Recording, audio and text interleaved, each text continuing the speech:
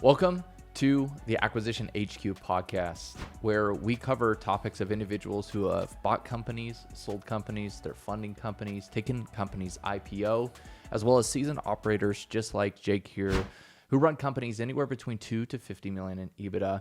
I'm excited to be able to get into your personal story as well as just get to know you a little bit better, and then also be able to provide value for those that are listening.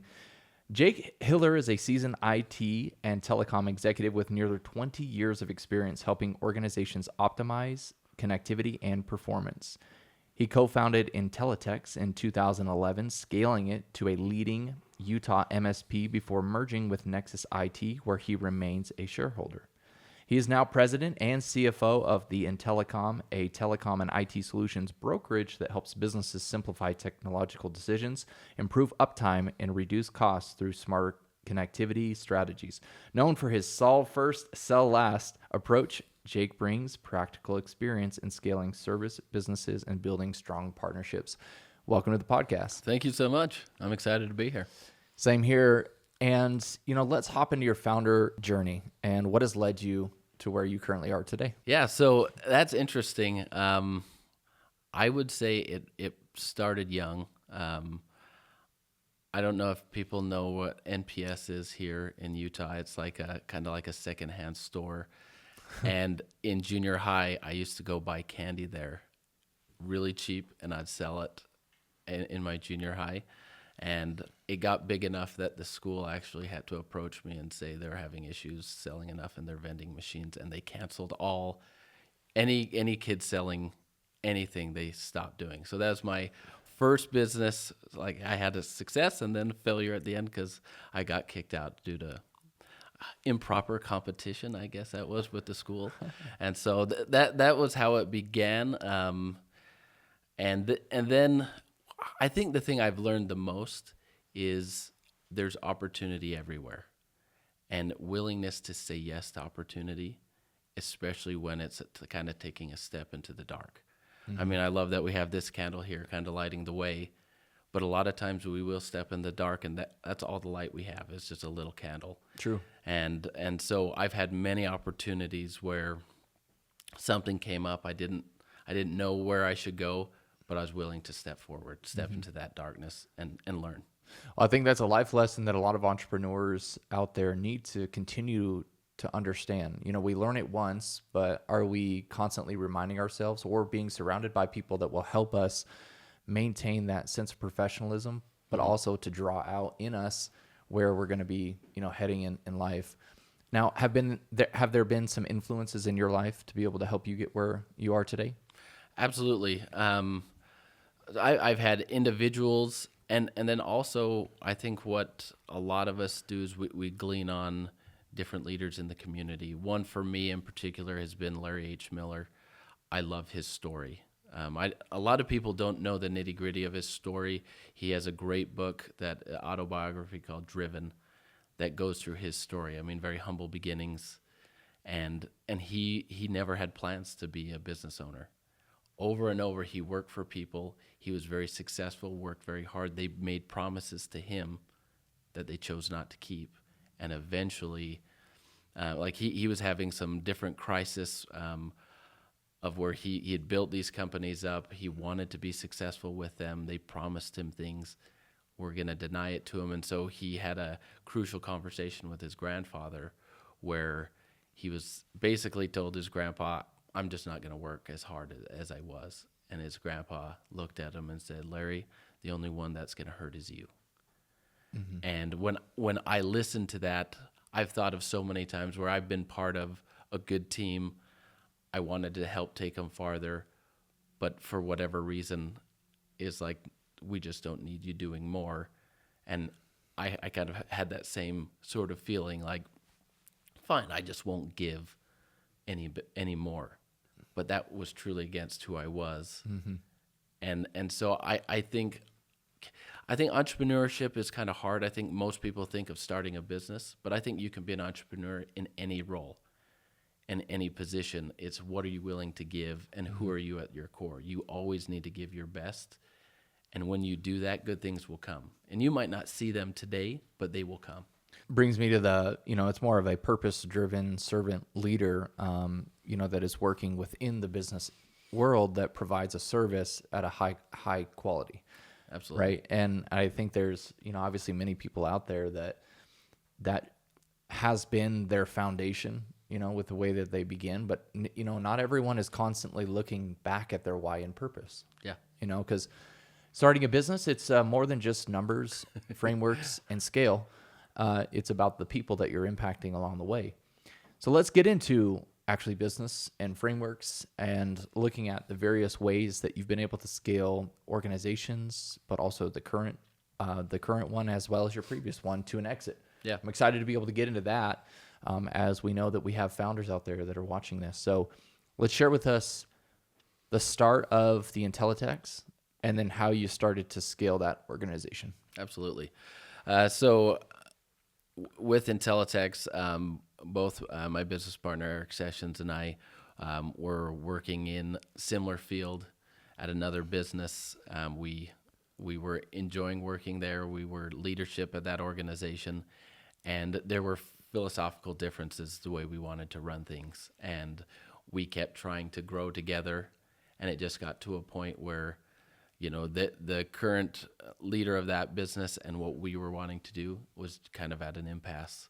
And so we made a good split with him, not as owners of that company, but hey, we just believe we can do things differently, and we see it differently, and had a good separation there, and that's where Intellitex was born.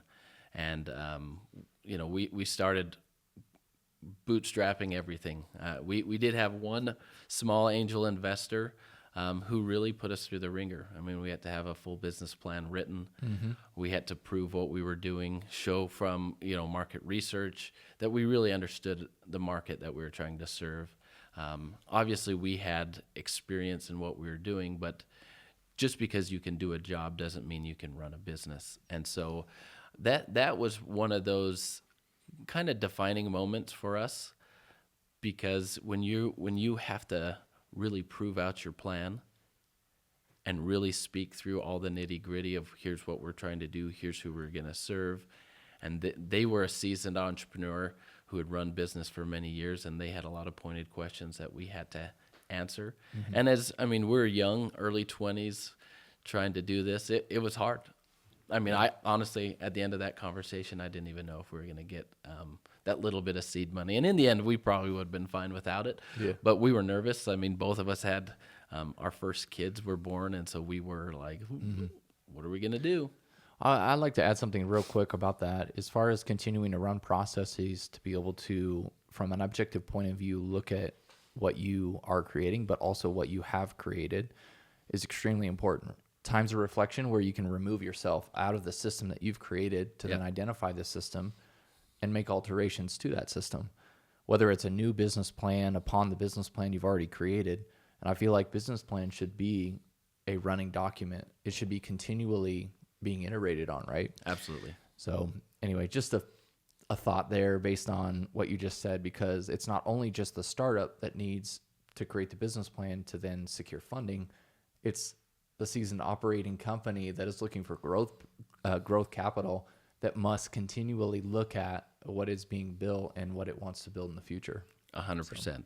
Yeah, I feel like that plan is more of, like you said before, a framework. That it's a mindset of how are we always looking 5 years ahead, and what are the things we need to do today to reach that goal. Going back to Intellitex, so we went at it mostly through word of mouth. That's where we found the most success in building our company, is working great with customers, building good rapport, doing an excellent job for them, and then asking them, hey, do you know anyone who needs it's the help? most powerful by far way of marketing. Exactly.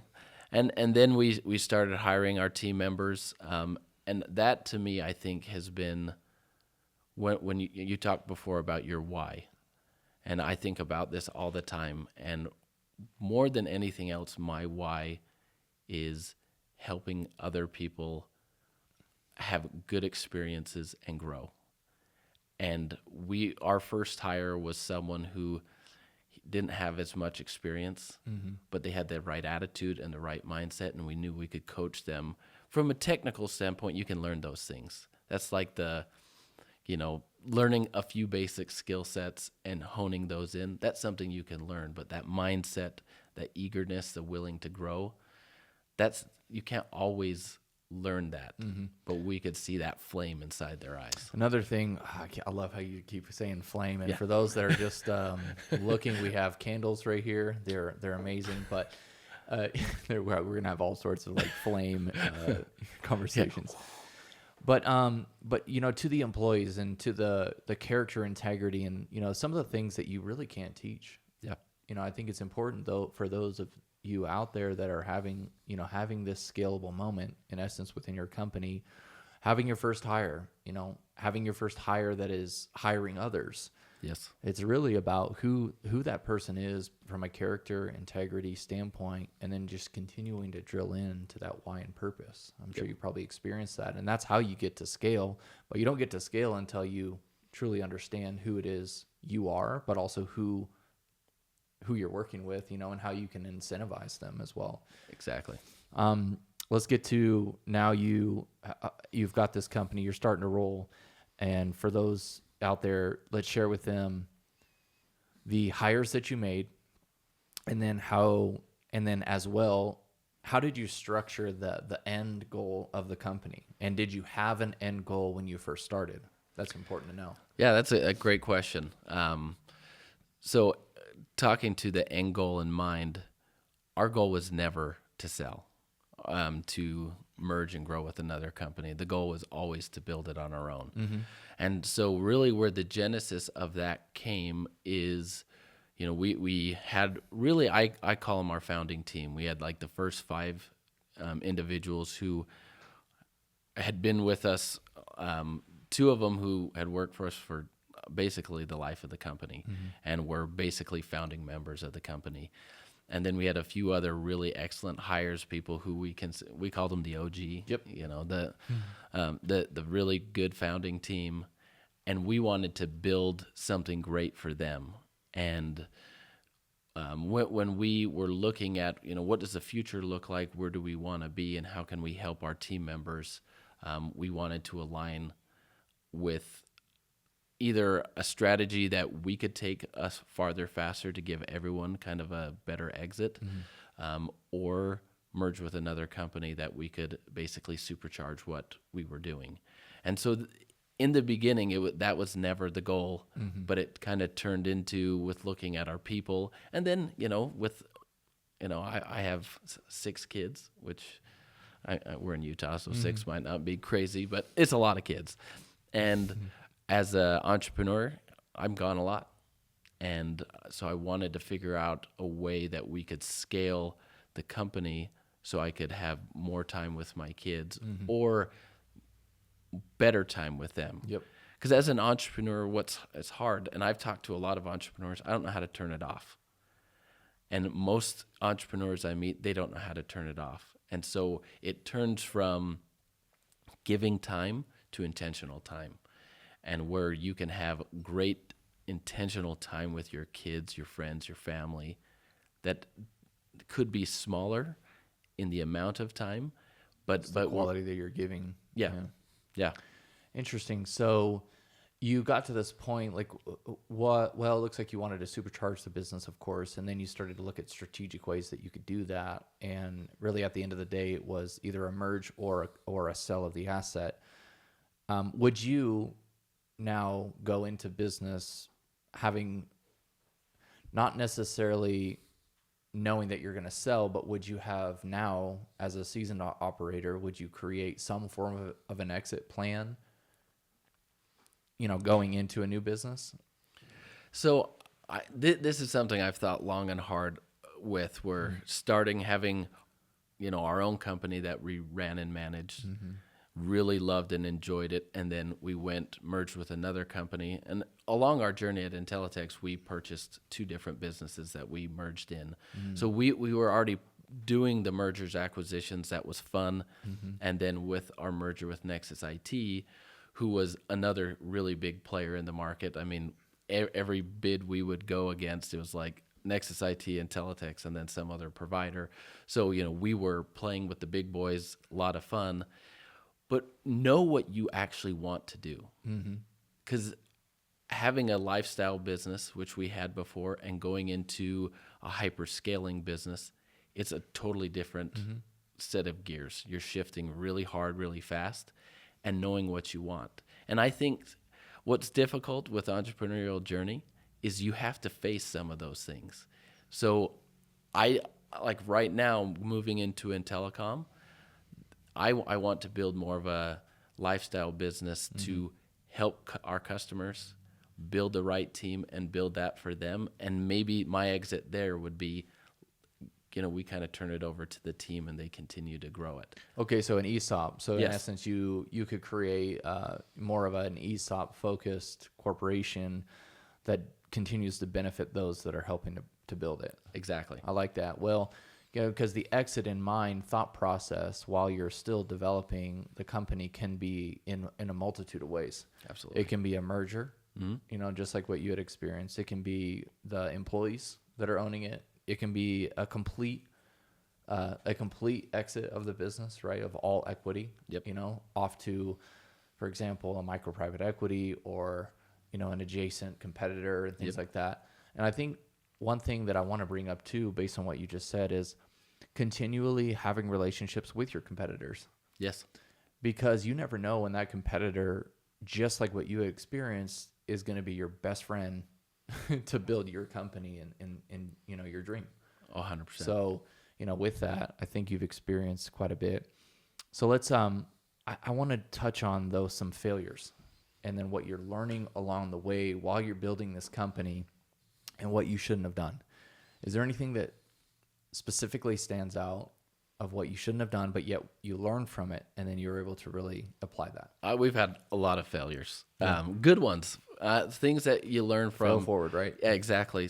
I think the number one most important thing I have learned from failing is your mindset going into that failure will determine if it was a failure or, like you said, falling forward. That we've had several where we made a bad decision and we stayed in the past with it for so long. That's good. And it hurt the team, it hurt ourselves, and it was almost like we were the only ones staying in the mud and the muck of that failure when we could have just got out. Like, yeah, you got muddy, so what? Change your clothes, move on. And so my first suggestion would be move on quickly from it. And this is hard. Selling Intellitex, really merging, because I didn't. It was a merger. Yeah. We didn't sell. Is you are not your business, and that I think was one of the hardest lessons for me to learn. Is my identity was my company, and we were doing really, really well. And when it changed, when we merged, we kept the Nexus name. It had a bigger name in the valley, and which we agreed with. All of that was really, really good. But it was hard. I mean, I was looking in the mirror like, did I do what was right? Did I just become the company that just bought me? Exactly. Who am I? Exactly. Yeah. And identity so is big. Yeah. It is really big. And when you face those moments, try to get out of it and talk to people with perspective. That's one thing I failed to do in the beginning. Is I didn't want to talk to people about any failures because then it's like you're putting it on blast that you're not successful. But when you look at all great leaders, they have hundreds or thousands of failures that got them to where they're at, and they're very open about it. Some of those failures are what sparked the change in their business to make them great. So don't hide it. We all fail, and that's part of the journey. And really, some of those things are what you learn the most and have the most fun from. While you're in it, you might not see it, but retrospectively, you're like, oh man, those were the good old days. Yeah. Really struggling. Well, business can be fun. Entrepreneurship can be fun. And I believe that, again, it's who you're doing it with. Yes. We're excited about what is to come for you and the fun to be had. So share with us a little bit about where you're transitioning into right now, who you currently serve, and just what you're excited about. Yeah, absolutely. So this business is a little bit different than what we've done in the past. Our previous businesses were we provide the service to the customer.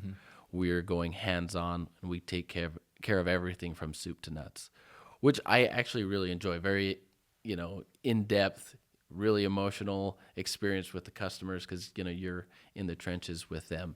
And this is more of a consultative basis where we've been in the business for about 20 years now. We've seen a lot of different ups and downs, changes. I mean, we were there with the cloud and now AI. And I feel like I'm just reliving something that has already happened with the cloud. Was the same sort of hype, same sort of confusion, trying to help people navigate that. And we're in the same. AI is the same boat, different, and it's much faster, which is cool. So what our services are, what I'm really excited about is we just get to help customers.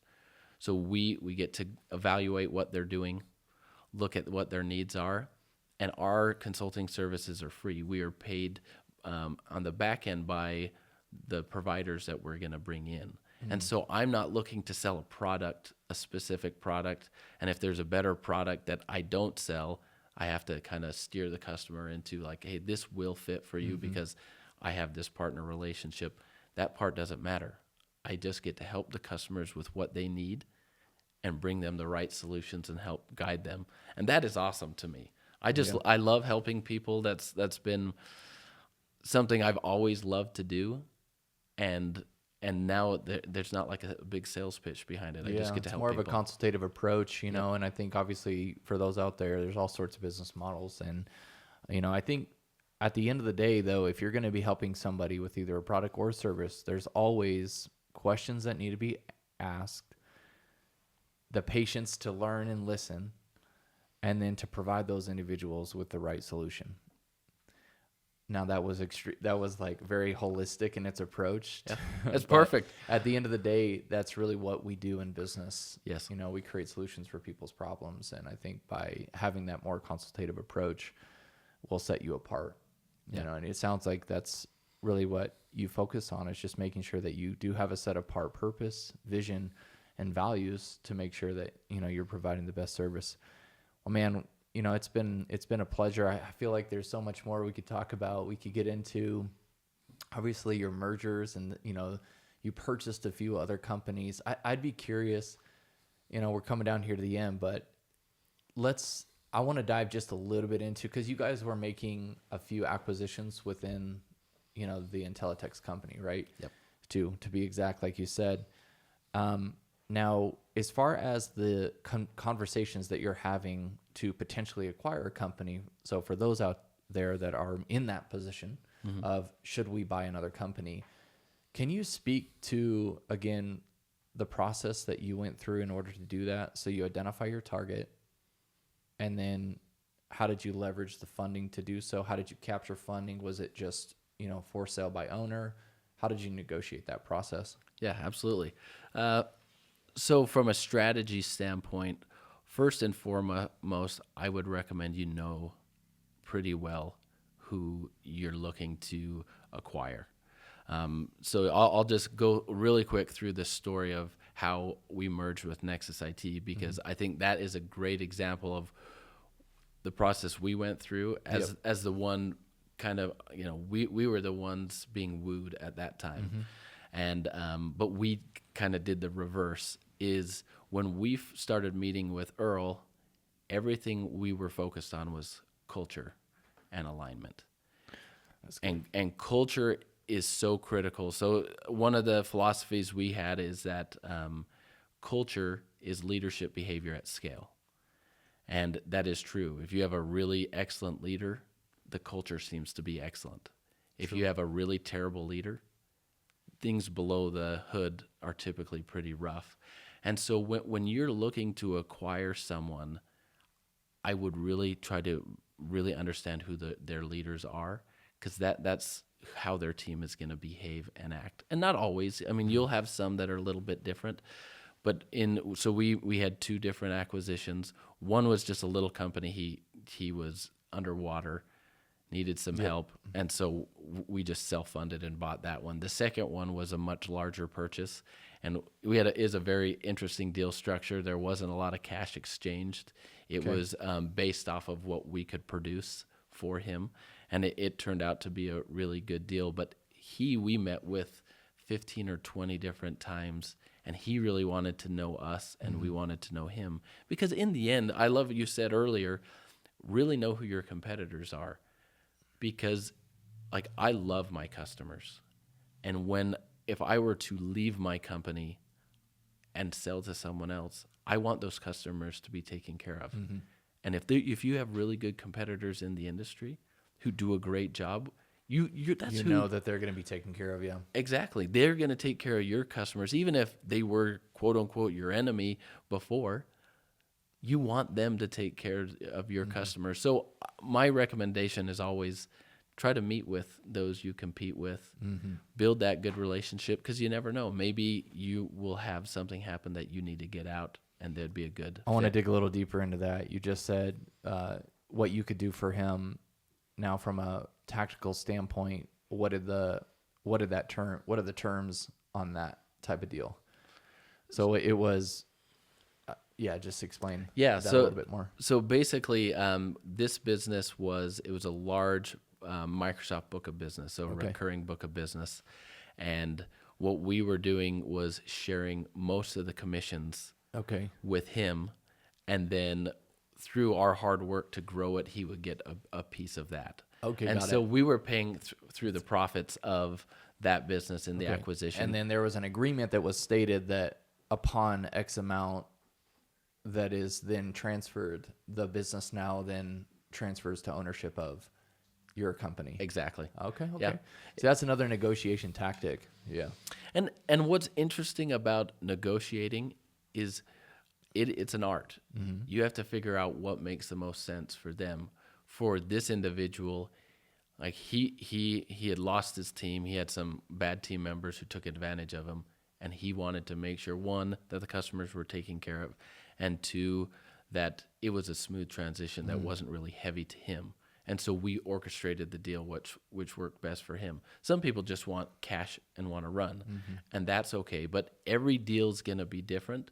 And if you can get to know the individual, then you can make a better deal for everyone. And better deal doesn't mean more cash or less cash. It just means what's going to work out best for everyone. Well, and continuing just to understand their why too, and then there's all sorts of factors upon one's exit or one's purchase. Yes. So like you're 30 years old, you're talking to somebody who's 55 years old. They've been through, 25 years experience within the business. They want to exit, but they don't need all the money up front. There's a strategic process that you can run right there. Yep. And then obviously all sorts of negotiations we could probably get into, but that's good to know as far as various tactics and strategies that you have implemented for an acquisition.